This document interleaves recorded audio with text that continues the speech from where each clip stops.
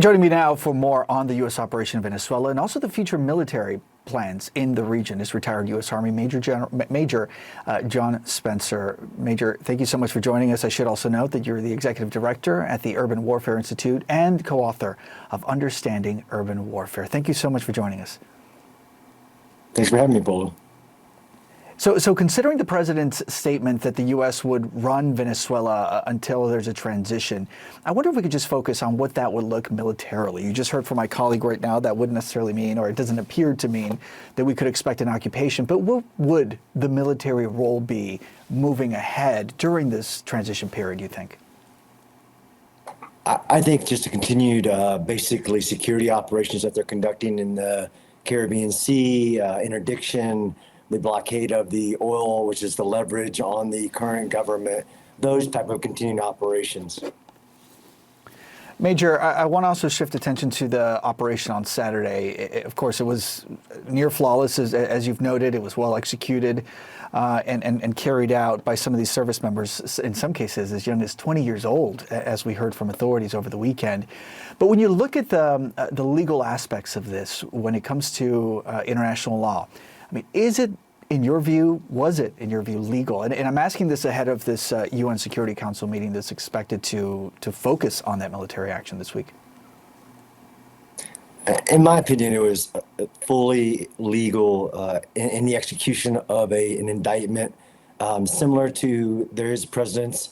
Actually, when I was 20 years old, I served in Panama 2 years after the Operation Just Cause, which in part was to get Noriega under similar indictments, but it actually was a much broader operation to restore the government in Panama. So that's not what this was, but in all sense, I don't think there's any legal opposition. There is some international norms that like the United Nations or others will argue against, but I don't think there's a strong argument to say that there was some giant legal violation, act of war, anything like that. This was a law enforcement operation mainly secured by military forces. No, it's telling that the Secretary of Defense, Pete Hegseth, was maintained that this was a law enforcement operation that was specifically going after an individual that was indicted by the Department of Justice. And I'm glad you mentioned your previous experience, Major. I mean, what are some of the unique circumstances involving Venezuela compared to U.S. intervention in previous conflicts? Yeah, I mean, even the Panama operation, where I served as my first duty station 2 years after the Just Cause, which involved 27,000 American forces, ground forces on the ground, taking out the Panamanian defensive forces, restoring the government, securing the Panama Canal and the U.S. Communities that were there in Panama, and then also to get Noriega, and it took 13 days to get him. The differences in even what the United States has done since the step one of capturing Maduro is night and day to previous operations. I actually wasn't part of the invasion of Iraq as well. I was there when we overthrew the Ba'ath regime and throughout the government, throughout the army.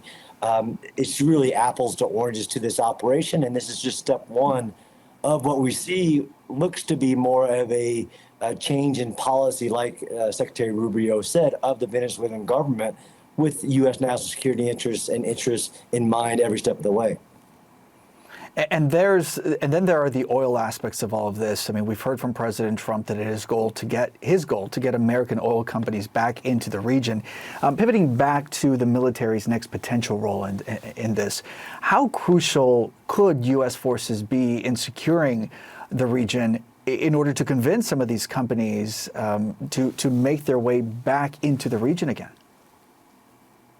That's right. I mean, I don't know. I don't foresee, but it is a potential aspect of that security umbrella, the security guarantee, more likely with forces, although I don't know if we'll maintain the naval forces and others that we have currently stationed there for a while now. But you wouldn't want that security because it isn't just about turning oil on. There would have to be massive investments by American and other companies to start drilling in places that haven't been drilled thus far. And security is a big part of that, which is why we want to see what the future of the Venezuelan government is going to be. Is it just this either vice president takes over, or are you going to return it to the people who actually won the election that Maduro clearly stole from the Venezuelan people? Over the weekend, Major, CNN crews spotting some of these paramilitary forces inside of Venezuela. Many of these forces, armed groups that are loyal to the Maduro regime. Does the U.S. government, does the U.S. military see these as any potential threat moving forward, you think? I'm sure they're definitely in calculating them, and the recent comments by the Minister of Defense are helpful as either. Maduro's what they call brown shirts, these loyalist groups that are going to be aligned to that government would always be a part of a decision-making process in dealing with those forces, and that's why this is a very planned steps in, and I've heard they've done more gaming of what the potential scenarios are of those groups that might stay aligned versus accepting a new government, a new direction for the country, which is for the betterment of the people of Venezuela. Yeah, with so much uncharted territory in this situation, I'm sure that training, those war games are certainly going to be useful. Major John Spencer, as always, a pleasure to have you on. Thank you so much for your time and your insight. Thank you.